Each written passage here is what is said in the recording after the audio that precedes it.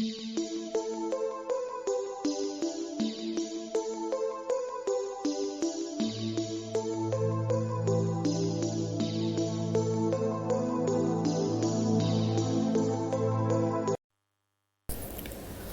हम लोग Stalin Malhotra standard 9 का जो भी सॉल्व प्रॉब्लम है उसको एनालिसिस में कवर करेंगे, क्योंकि आंसर तो सामने है बट समझना है कि आखिर अगर आंसर लिखा है तो उसके पीछे रीज़न क्या है। क्योंकि ऐसा कई बार होता है कि सॉल्यूशन तो सामने होता है बट हम समझ नहीं पाते हैं कि आखिर ये सॉल्व कैसे हुआ। तो सबसे पहला question, what is the ratio of SI to CGS unit of displacement. तो डिस्प्लेसमेंट का SI और CGS का रेशियो क्या होगा। तो मैंने यहाँ पे लिखा है SI और CGS का रेशियो क्या होगा। तो SI अपॉन CGS, SI किसका, डिस्प्लेसमेंट का, SI किसका, डिस्प्लेसमेंट का, CGS किसका, डिस्प्लेसमेंट का। तो डिस्प्लेसमेंट का SI मीटर होता है और डिस्प्लेसमेंट का CGS सेंटीमीटर। अब दोनों को कंपैरिजन के लिए, कंपेयर करने के लिए दोनों को सेम यूनिट में आना पड़ेगा। तो 1 मीटर में कितने सेंटीमीटर, 100 सेंटीमीटर, और यहाँ तो ऑलरेडी 1 सेंटीमीटर लिखा हुआ है। सेंटीमीटर सेंटीमीटर कैंसिल, बच गया क्या, 100:1। तो इसे मैं लिखूंगा 10⁻², या आपका हो जाएगा 100:1। दोनों आंसर है। दूसरा प्रश्न है, कैन डिस्टेंस भी नेगेटिव, क्या डिस्टेंस नेगेटिव हो सकता है। दूसरा प्रश्न है, no sir, distance is never negative, distance कभी भी नेगेटिव नहीं होगा। आप कहीं भी जाएंगे, डिस्टेंस कहीं भी जाएंगे, इवन आप एक ही पॉइंट पे खड़े ना रहें, अगर आप लेफ्ट चल रहे हैं, राइट चल रहे हैं, ऊपर जा रहे हैं, नीचे आ रहे हैं, तब भी किसी भी सिचुएशन में डिस्टेंस ट्रैवल होगा, क्योंकि डिस्टेंस हमेशा पॉजिटिव होता है। डेफिनेशन क्या है, actual length of the path, actual length of the path, रास्ते की जो वास्तविक लंबाई है ना, वो आपका डिस्टेंस है। आप ऐसा समझिए कि आप गाड़ी से कहीं जाते हैं, वो अलग बात है कि आप लौट के आ जाते हैं, तो इसका ये मतलब तो नहीं है ना कि पेट्रोल कंजम्पशन नहीं होगा। बिल्कुल पेट्रोल जल जाएगा, फ्यूल कंजम्पशन तो होगा, फ्यूल बर्न तो होगा। तो डिस्टेंस का मतलब होता है हमेशा पॉजिटिव होगा, और वो हमेशा पॉजिटिव का मतलब वो काउंट किया जाएगा। तीसरा प्रश्न है, what is acceleration of a body moving with uniform velocity. Uniform velocity से अगर कोई चल रहा है तो उसका एक्सेलरेशन क्या होगा। तो यूनिफॉर्म वेलोसिटी का मतलब समझिए, सबसे पहले यूनिफॉर्म वेलोसिटी क्या होता है। तो यूनिफॉर्म वेलोसिटी का मतलब एक वेलोसिटी से, यूनिफॉर्म वेलोसिटी मैं बोल दूं या कांस्टेंट वेलोसिटी बोल दूं, कांस्टेंट वेलोसिटी। मान लीजिए मॉर्निंग वॉक कर रहे हैं, तो मॉर्निंग वॉक में तो आराम से चला जाता है, ऐसा तो नहीं ना कि दौड़ेंगे, बिल्कुल आराम से। मान लीजिए हम 2 मीटर पर सेकेंड से चल रहे हैं, तो 2 मीटर पर सेकेंड से आराम से 2 मीटर पर सेकेंड से चल रहे हैं।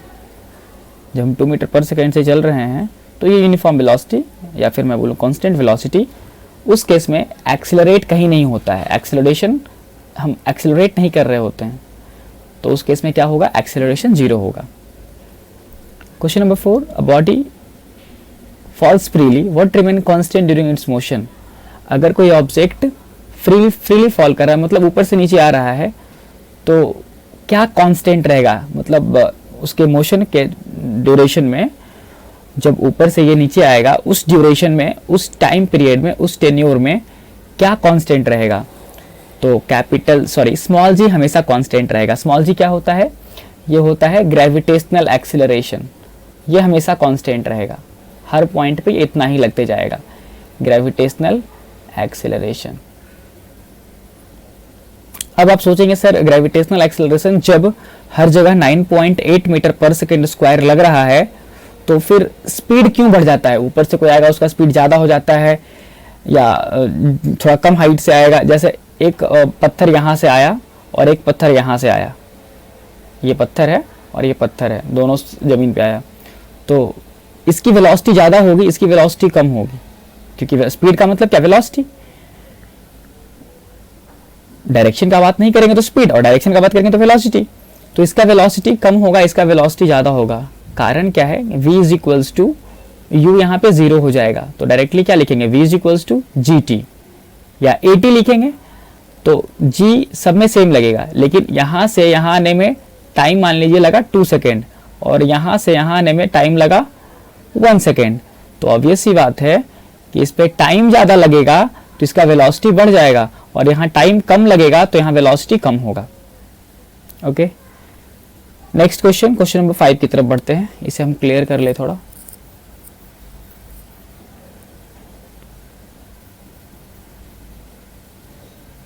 चलिए next question number 5, can distance भी जीरो? क्या डिस्टेंस जीरो हो सकता है? नेवर, कभी नहीं। कैन डिस्टेंस भी जीरो? कभी जीरो नहीं होगा। Even when displacement is not zero? Displacement, देखिए यहाँ पे दो बात कहा गया है। एक तो कहा गया है कि क्या डिस्टेंस जीरो हो सकता है, तो सर डिस्टेंस किसी भी सिचुएशन में जीरो नहीं होगा, बात खत्म। डिस्टेंस किसी भी सिचुएशन में जीरो नहीं होगा। अच्छा, लेकिन एक कंडीशन क्या है, even when displacement is not zero. और ये तो कह रहा है डिस्प्लेसमेंट भी जीरो नहीं है, मतलब किसी P1 पॉइंट से P2 पॉइंट के बीच डिस्प्लेसमेंट है D, तो क्या ऐसे सिचुएशन में डिस्टेंस जीरो हो सकता है? Sir never, never. Question number 6, can displacement भी zero even when distance is not zero? हाँ, it is possible, it is possible. क्या डिस्प्लेसमेंट जीरो हो सकता है अगर डिस्टेंस जीरो ना हो? तो हाँ, हो सकता है। मान लीजिए मुझे P पॉइंट से Q पॉइंट पे पहुंचना है और मैं कुछ इस तरफ पहुंच गया, तो इस केस में क्या होगा, डिस्टेंस भी होगा जो actual length of the path है, और डिस्प्लेसमेंट होगा जो शॉर्टेस्ट वाला होगा। डिस्प्लेसमेंट तो शॉर्टेस्ट पाथ होता है, दो पॉइंट के बीच का शॉर्टेस्ट पाथ। अब क्वेश्चन में क्या है कि डिस्प्लेसमेंट जीरो हो सकता है? बिल्कुल हो सकता है डिस्प्लेसमेंट जीरो। मान लीजिए मैं यहाँ P से घूमकर फिर इधर उधर से घूमते हुए फिर कहाँ आ गया, फिर P पे आ गया और फिर ऐसे लौट आया, तो मेरा डिस्प्लेसमेंट क्या हो जाएगा? मेरा डिस्प्लेसमेंट जो है वो जीरो हो जाएगा, even when distance is not zero. हाँ, तो इस केस में अगर देखें तो डिस्टेंस क्या होगा, डिस्टेंस जितना लंबा रास्ता आपने तय किया, ये सभी रास्ते का वास्तविक लंबाई जो होगा वो मेरा डिस्टेंस होगा। तो डिस्टेंस का कुछ वैल्यू होगा, पाथ का लेंथ होगा वो डिस्टेंस हो जाएगा, यानी रास्ते का जो लंबाई होगा वो डिस्टेंस हो जाएगा। और आपने जहां से शुरू किया आप वहीं आ गए, तो आपका डिस्प्लेसमेंट जीरो हो जाएगा। ओके, नेक्स्ट क्वेश्चन, इसे भी क्लियर कर लेते हैं जल्दी से।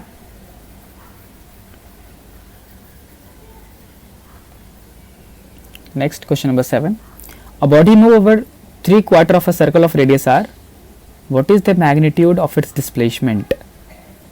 एक सर्कल है, तो सबसे पहले हम सर्कल ड्रॉ कर लें।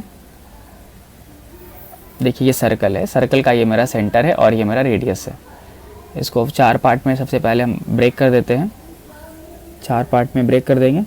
अब 4 पार्ट में ब्रेक करने के बाद क्या करना है, ये सर्कल का रेडियस r है, तो हम r यहाँ लिख देंगे। अब ये यहाँ से चलना शुरू किया और 4 पार्ट, 1 2 3 4 पार्ट में है, मुझे 3 पार्ट में चलना है। मतलब मैं यहाँ से चलना शुरू किया, मैं यहाँ पहुँचा, फिर दूसरे पार्ट पे पहुँचा, फिर मैं तीसरे पार्ट पे मैं पहुँचूंगा। आपको पता है कि अगर ये r रेडियस है तो ये भी r होगा, ये भी r और ये भी r होगा। मुझे पता क्या करना है, मैग्नीट्यूड ऑफ इट्स डिस्प्लेसमेंट। तो अगर मुझसे पूछा जाएगा कि सर यहाँ से यहाँ डिस्टेंस कितना ट्रैवल हुआ, तो सिंपल, बहुत आसान है। डिस्टेंस इज इक्वल्स टू, पूरा सर्कल अगर चलता तो कितना दूरी तय होता है, 2πr के बराबर, यानी सरकमफेरेंस ऑफ सर्कल। अब हम सर्कल को 4 पार्ट में तोड़ दिए हैं, तो यहाँ से यहाँ तक में डिस्टेंस कितना ट्रैवल, मतलब यहाँ से लेके यहाँ तक में कितना डिस्टेंस ट्रैवल, तो 2πr/4 पहले केस में। सर अगर हम यहाँ से यहाँ चलेंगे तो कितना डिस्टेंस ट्रैवल, तो 2πr/4 × 2। ठीक है, अब हम क्या करेंगे, एक और सिचुएशन ले लेंगे कि यहाँ से चलेंगे और 3 क्वार्टर कवर करेंगे, तो कितना डिस्टेंस, डिस्टेंस नॉट डिस्प्लेसमेंट, तो हो जाएगा 2πr/4 × 3। और अगर पूरा ही चल लेंगे तो तब तो कहना ही नहीं है, फिर तो पूरा चल लेंगे तो 2πr, लेकिन मुझे डिस्टेंस तो कैलकुलेट करना नहीं है, मुझे डिस्प्लेसमेंट कैलकुलेट करना है। तो डिस्प्लेसमेंट क्या होगा सर, आप तो डिस्प्लेसमेंट बताया ही नहीं। डिस्प्लेसमेंट का मतलब जहां मैं इनिशियली था और जहां मैं कुछ देर के बाद पहुंच गया, तो मैं यहां से चला और यहां पहुंच गया, उस दोनों को जोड़ दीजिए, जोड़ दिया मैंने, वही लाइन मेरा डिस्प्लेसमेंट है। तो अगर आप ध्यान से देखें कि उसका लेंथ पता करना कॉम्प्लिकेटेड है, लेकिन अगर आप ध्यान से देखें तो ये एक राइट एंगल ट्रायंगल बन रहा है, राइट एंगल ट्रायंगल बन रहा है। मैं इसको सेपरेटली ड्रॉ कर दूं, मैं इसे इरेज कर देता हूँ, सॉरी, यहाँ हम ड्रॉ कर देते हैं डायरेक्टली। ये देखिए राइट एंगल ट्रायंगल, ये मेरा आर है और ये है मेरा रेडियस आर है। मुझे इसका लेंथ पता करना है, तो आपको तो पता होगा ही कैसे कैलकुलेट करते हैं। उस केस में हम क्या करेंगे, मेरा base R, perpendicular R, hypotenuse निकालना है, तो hypotenuse square is equal to perpendicular square plus base का स्क्वायर, यानी आर का स्क्वायर प्लस आर का square is equals to 2r square.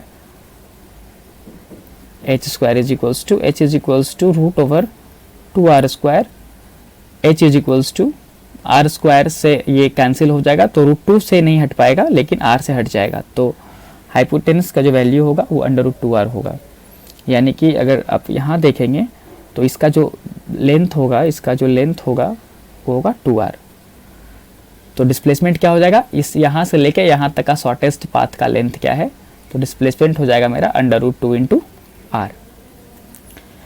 Next question, question number 8, what, मैं इस पेज को थोड़ा स्लाइड कर लूँ ताकि जगह मुझे मिल जाए। What will be the acceleration of a body which is moving with a uniform velocity. मैंने पहले भी बताया था कि अगर कोई ऑब्जेक्ट यूनिफॉर्म वेलोसिटी से चलता है, यूनिफॉर्म वेलोसिटी से चलता है या कांस्टेंट वेलोसिटी से चलता है, तो उस केस में एक्सेलरेशन का वैल्यू 0 होगा। बिल्कुल दिमाग में सेट कर लीजिए इसको। Question number 9, which quantity represent the rate of change of displacement. देखिए सबसे पहले चेंज क्या होता है, तो चेंज का मतलब होता है final minus initial, final minus initial. दूसरा होता है रेट ऑफ चेंज, उसमें क्या लिखते हैं, final minus initial, final minus initial by time, final minus initial by time. मैं इरेज कर दूं इधर वाला portion, final minus initial by time. तो मुझे पूछ क्या रहा है, मुझसे पूछ क्या रहा है, विच quantity represent the rate of change of displacement. Displacement के रेट ऑफ चेंज को कौन सा क्वांटिटी, मतलब डिस्प्लेसमेंट का रेट ऑफ चेंज किस क्वांटिटी को रिप्रेजेंट करता है, तो डिस्प्लेसमेंट का चेंज यानी d2 माइनस d1, यानी d को डिस्प्लेसमेंट, दो चीजों, दो डिस्प्लेसमेंट का डिफरेंस अपॉन टाइम। तो दो डिस्प्लेसमेंट का डिफरेंस भी क्या आएगा, डिस्प्लेसमेंट ही आएगा, या उसको हम बोल सकते हैं डिस्प्लेसमेंट ना बोल के change in displacement upon time. Displacement upon time जैसे कि आपको पता है उससे क्या आने वाला है, कौन सा फिजिकल क्वांटिटी, वेलोसिटी, तो वेलोसिटी आ जाएगा। All right,